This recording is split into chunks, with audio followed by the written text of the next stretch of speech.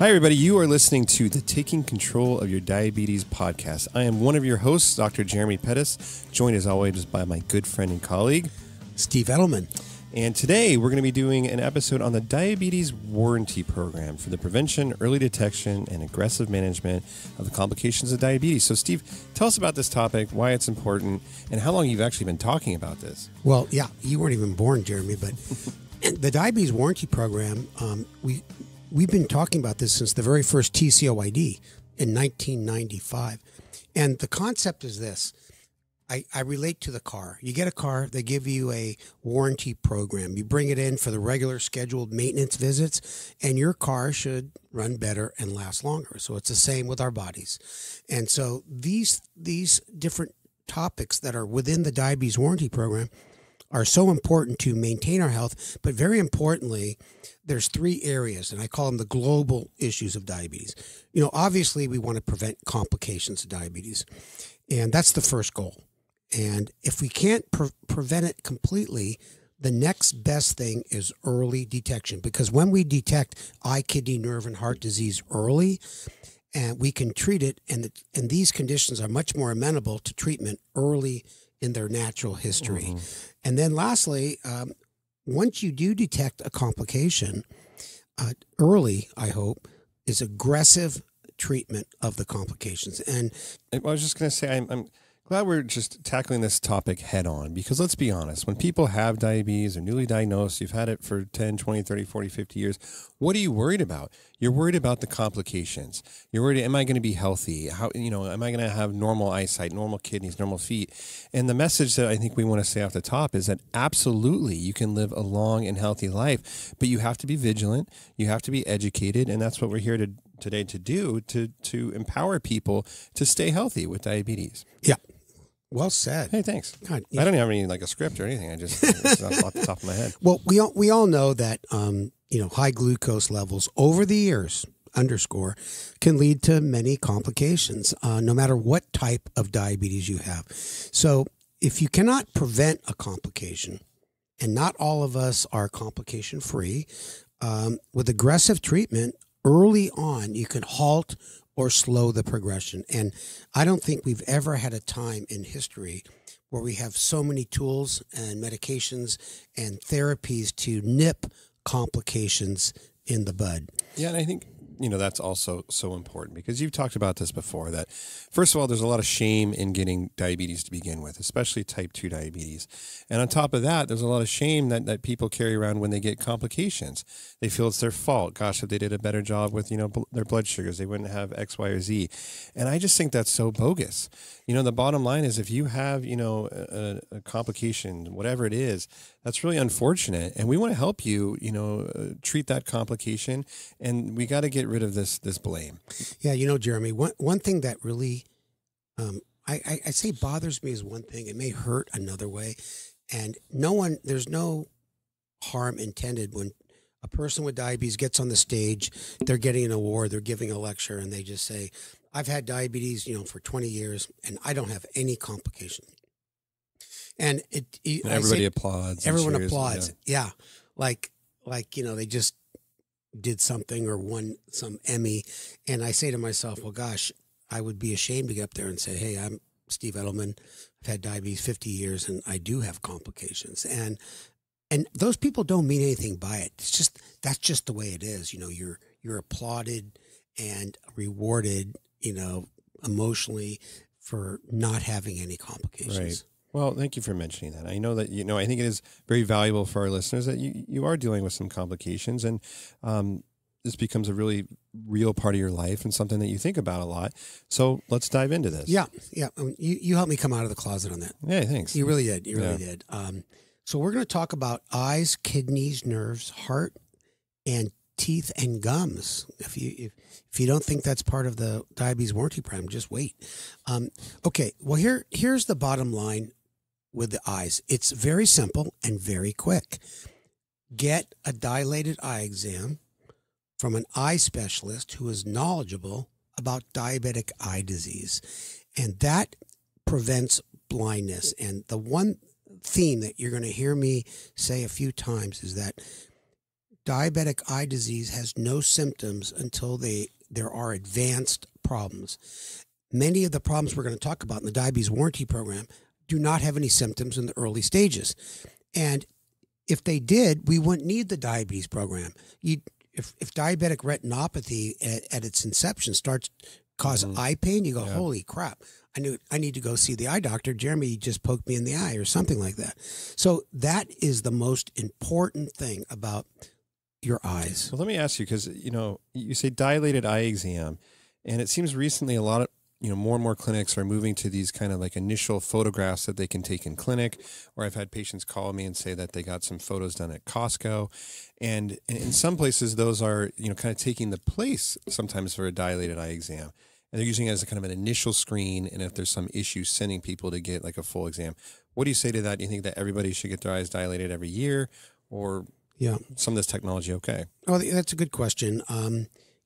The official line on that question is, if you've had diabetes 5 years, that's when you should start get yearly screened. Type 2 should get screened right away because they may have had diabetes longer but did not know it. So these, what they call non-mydriatic camera, that means they're not dilating your eye, but they're getting a good look. And hopefully an ophthalmologist looks at those records. That's probably good for a screening. Mm-hmm. If you've had eye problems before, then obviously you're going to go back to an ophthalmologist, and he's going to look in your eye with a split lamp. They're going to do OCTs. Mm-hmm. I had to think about that one. Yeah. A CT of your eyes, which is not like the big CTs.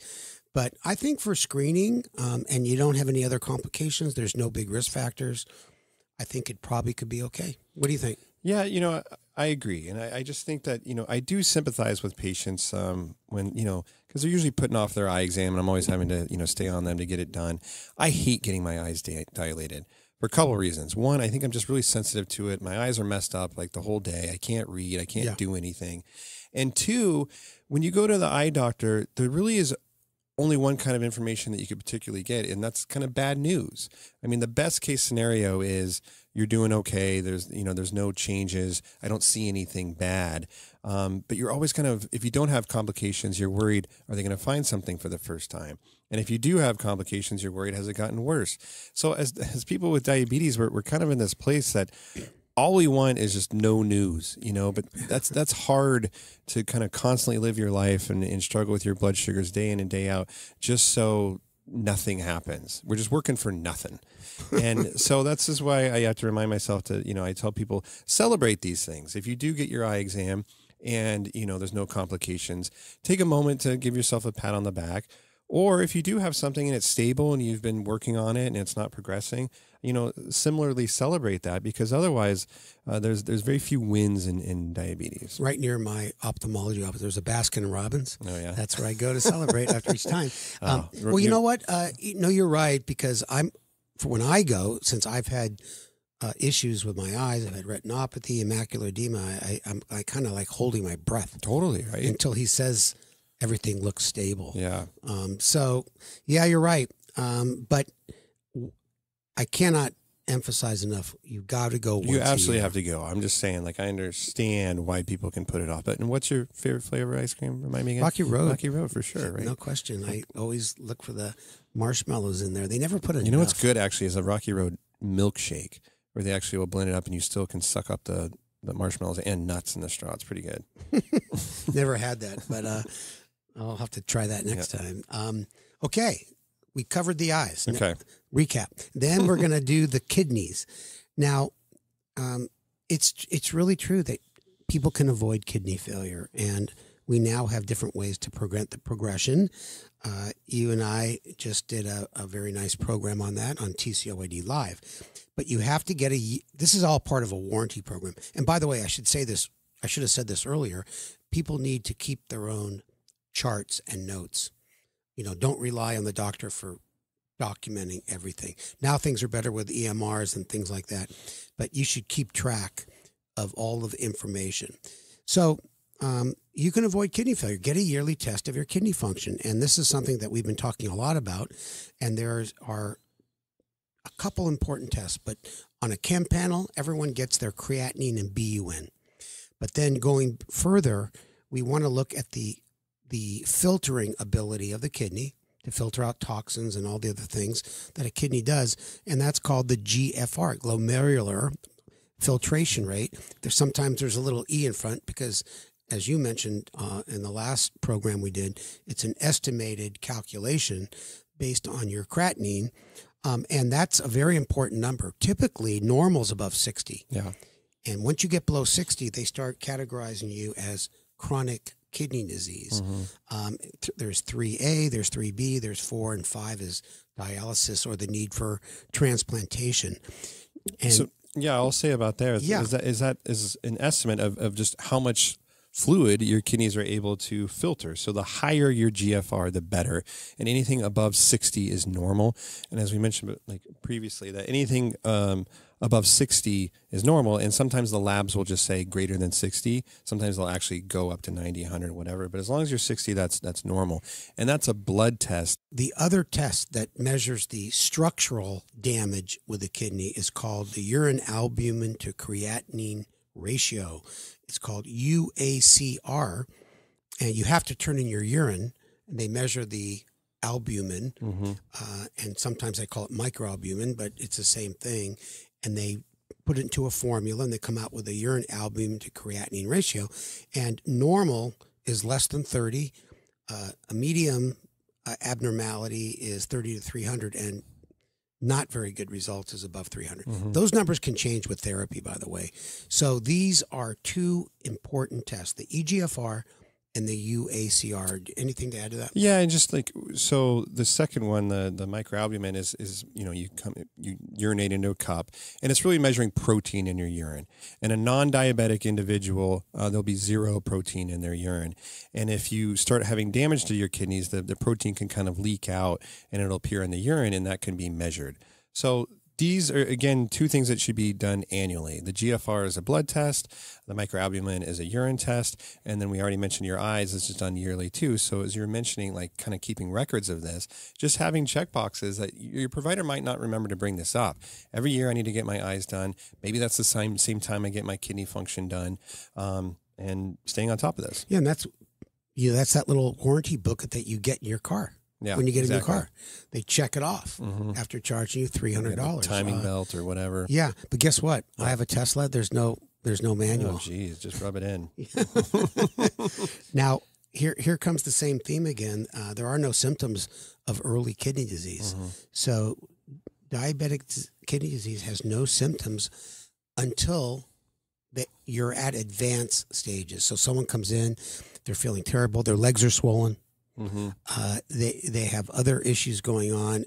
They may not be producing too much urine like they used to, and then the doctor says, "Hey, you're in kidney failure," and they go, "What?" So this is why the warranty program is so important to stay on top of this. And you may get it more than once a year.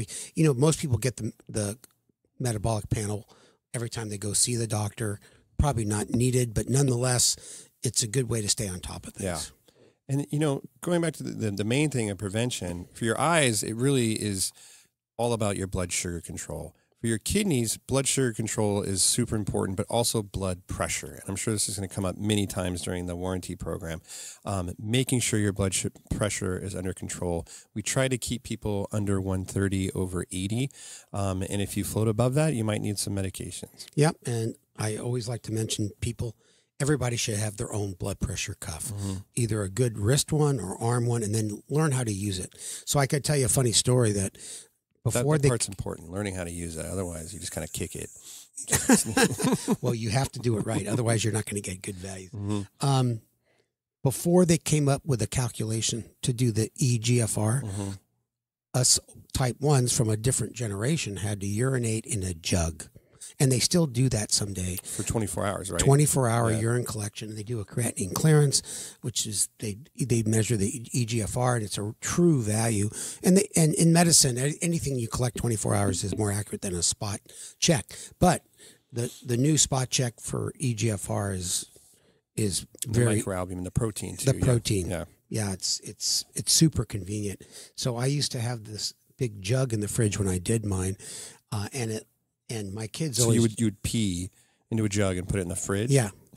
Well, you had to. Okay. You had to keep it cold, or it made the the results okay, in accuracy. You don't even remember. You had to keep it cold. Okay. So my kids always drank out of the containers. I wonder where they learned from. So I had to take a big indelible ink marker and write, "This is not lemonade" on there. Oh my gosh. And well, you'd only make that mistake once if you did it. Yeah, and the jugs were big old jugs. You know, you can urinate up to 2 liters for 24 hours. Okay, next we're going to go to the feet. Now, this is really important because I don't like when I hear speakers say to every person with diabetes in the crowd, you know, you all need to check your feet every night and, you know, look inside your shoes and your socks. And here's the thing. If you are normal, if you have normal sensation, meaning that if you stepped on a tack or a little stone, you'd yell bloody murder. We're not worried about people like you. It's the people that have numbness and they don't feel anything. They can step on a tack. They don't realize it. A few days later, they smell like kind of their skin being infected. And then you're already past a critical point of early therapy. So for people that have neuropathy, their lack of sensation, you have to really be careful. You know, my old joke is don't walk on a hotbed of coals, and you have to really examine your feet every night. And so when would you recommend people to get a podiatrist, and how often should they go? Is it only if they can't feel their feet? You know, what do you say? I would say this, that if they have big, thick fungus nails, whether they can feel their feet or not, the podiatrist can use a file, a little sander, much safer to let them trim your nails. Even people in their office are well trained to do that. If you have any history of foot ulcers that went beyond what they should have, I mean, then you need to see a podiatrist. But if you have normal sensation and your feet are perfect and you never have any issues with them, no, you don't need to see a podiatrist at all. Okay. So I just want to make that clear. I don't want everyone to think, don't add it to your list if you don't need it. And I really think it's highlighting, again, what you said initially, is that sometimes people think I have diabetes, like, you know, I'm just going to lose my feet. And it is the exact reason that you said, that it's only a problem if you don't feel something, you get a cut, you don't treat it. That's how people can lose their limbs, and an infection goes unchecked.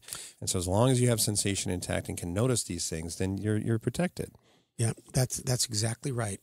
Okay, next is protect your heart and blood vessels. Now, this is brought up all the time when we talk about the things we need to do to keep our heart and kidneys healthy, as you mentioned earlier. So we go the ABCD of diabetes care.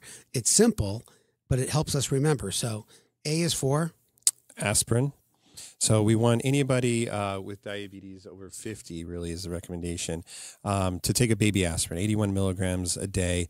It's kind of a very mild blood thinner, if you will, and it can definitely decrease the risk of heart attacks and strokes. Yeah, that's been shown time and time again. And, you know, don't just start it on your own. You should talk to your caregiver, because there's a few conditions where you should not be on aspirin. And the other A is? A1C.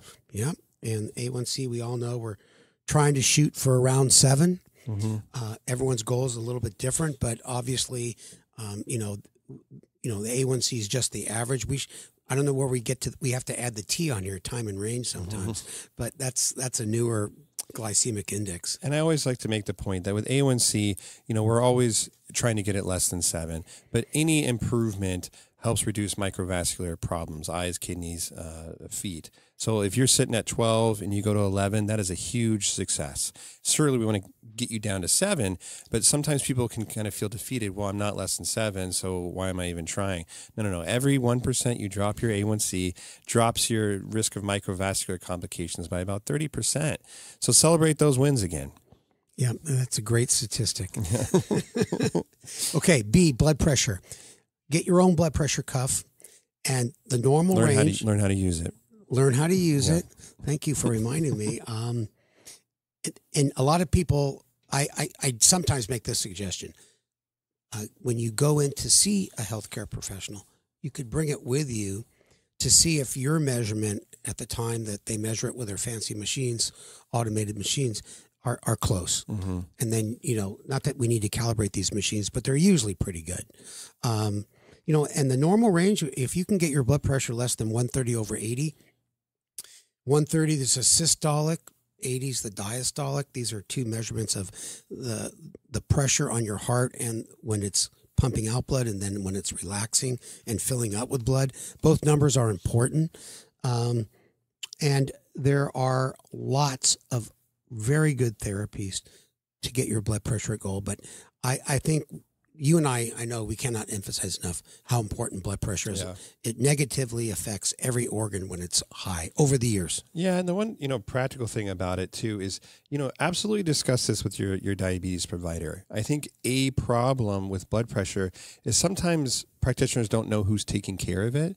We might think, oh gosh, their primary care is dealing with it, and the primary care might think that we're dealing with it.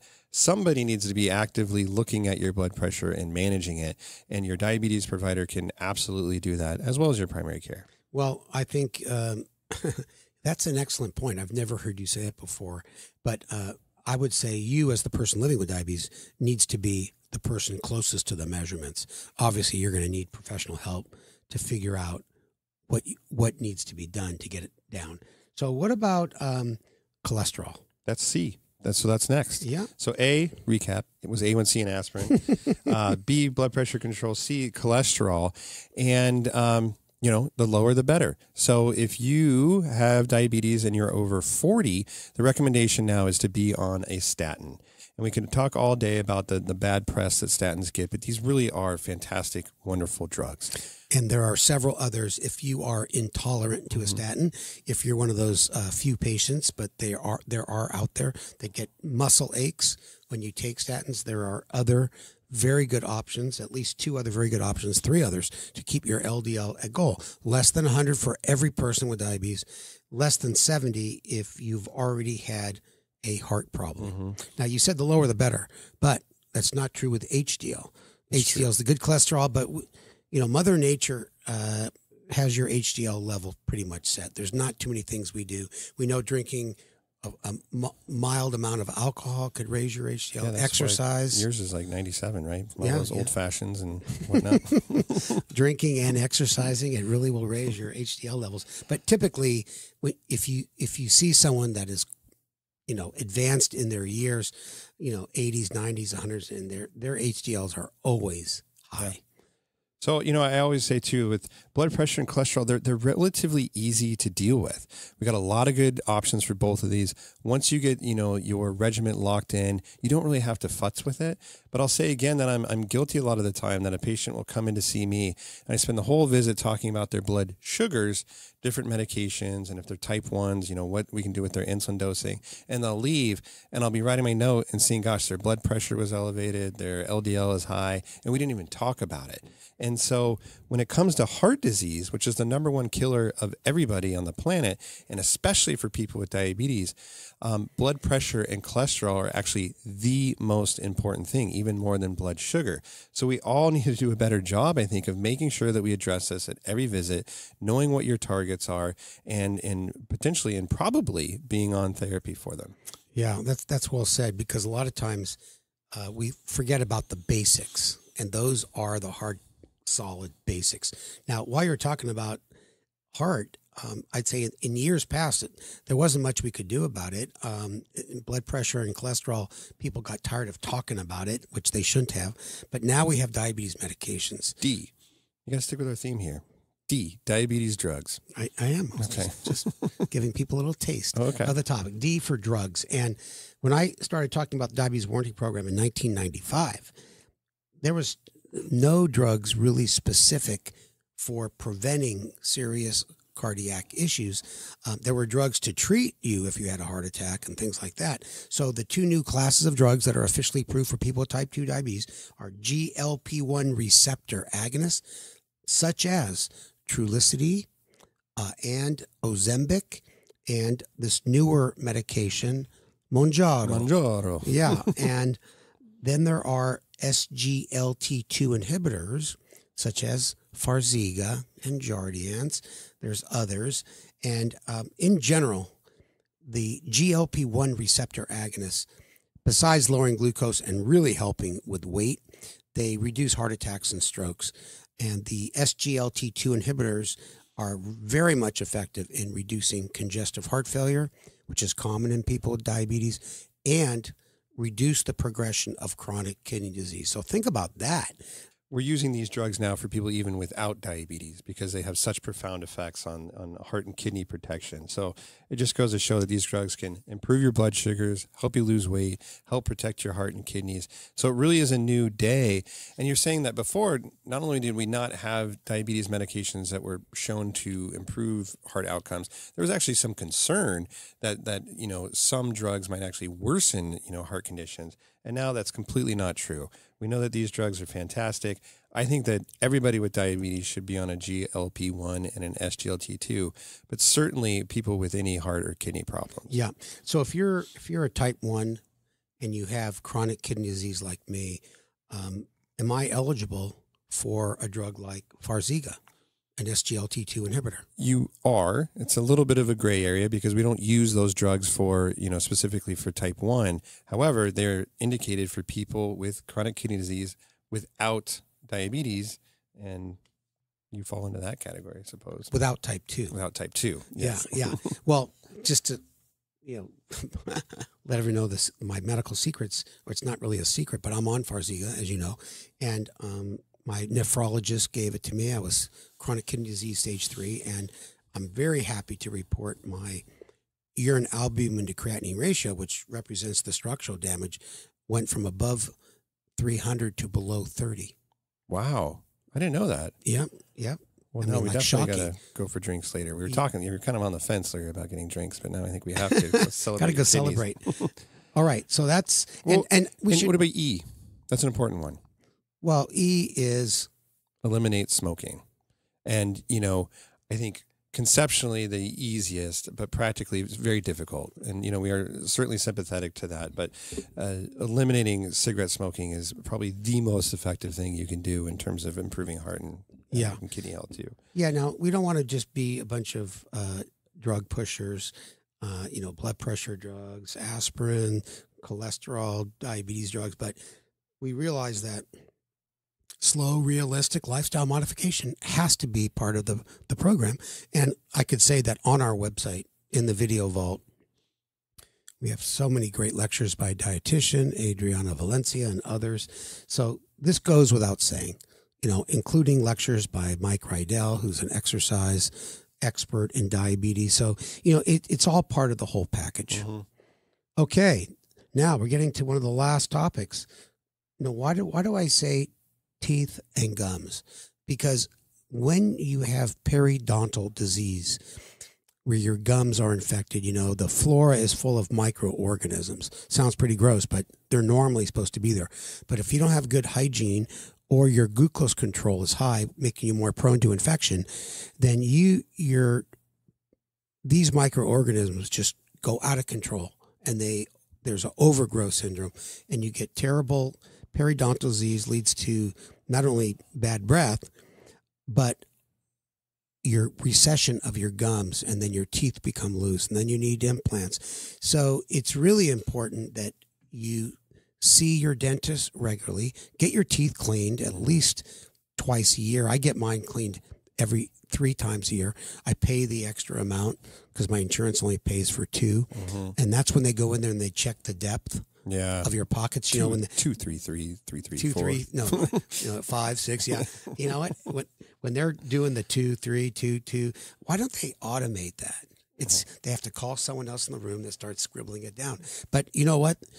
The depth of those pockets are important. So I got to tell you my usual advice. Mm-hmm. That first of all, tooth and gum disease is common, especially in people with diabetes, because as I said, if you've had high glucoses, it can get out of control. 2, you should brush your teeth twice a day, morning and night. Some people brush it more, and floss once a day, at least 1 week before and after you go to the dentist. Now, I'm glad you laughed because classic Steve joke. Classic Steve joke. And when I used to say this joke in front of 1,000 people, you couldn't even hear yourself think. But now that we've gone virtual, all of my good jokes they've gone to the wayside. But it is important. I used to have a pair of Billy Bob teeth that I put on. It was pretty funny. Okay, so to finish up, we want to end on a happy note. So if you look at the complications of diabetes, we always say poorly controlled, quote unquote, can lead to complications, heart disease, kidney disease, blindness and amputations. I got statistics. We can scare the heck out of you. But we know that poor controlled diabetes can do that. But one thing people don't hardly ever say is that, well-managed diabetes is the leading cause of absolutely nothing. Yeah. So people don't talk about well-controlled diabetes. It's just too boring. So yeah, it's good to be boring with diabetes. It's good to be boring, like you mentioned when you go to the ophthalmologist's office. So basically, the answer is nothing. It's just so important to stay on top of these things. And as I mentioned earlier, so many of these quote unquote complications of diabetes are asymptomatic in the early stages, and so you have to have early detection. And I think this is so important just to reinstill hope in people because, again, I think there can be a lot of hopelessness in people that have been struggling with weight for a long time and got told that they have diabetes. And like I said in the beginning, they think it's just a foregone conclusion. It's a matter of time before, I go blind, XYZ. And as a result, they don't engage with their diabetes. What's the point? Why would I take all these medications? They're costly and I don't feel any different.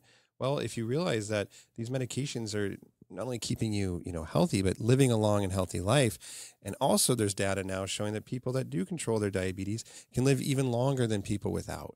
So I think it's really flipping the narrative on this, that this can be a way to motivate you, not just to control your diabetes, but control your health, control your life, just be healthier and potentially happier. Yeah.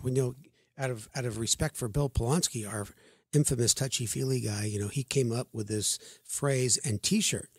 Newsflash, well-managed diabetes, leading cause of, and you turn around and the back says nothing.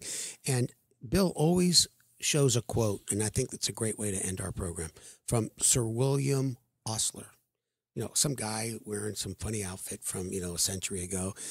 And the guy was very smart. He said, the way to live a long and healthy life is to develop a chronic disease and take care of it. So you think about all the suggestions we made, which is healthy living, exercise, normal weight.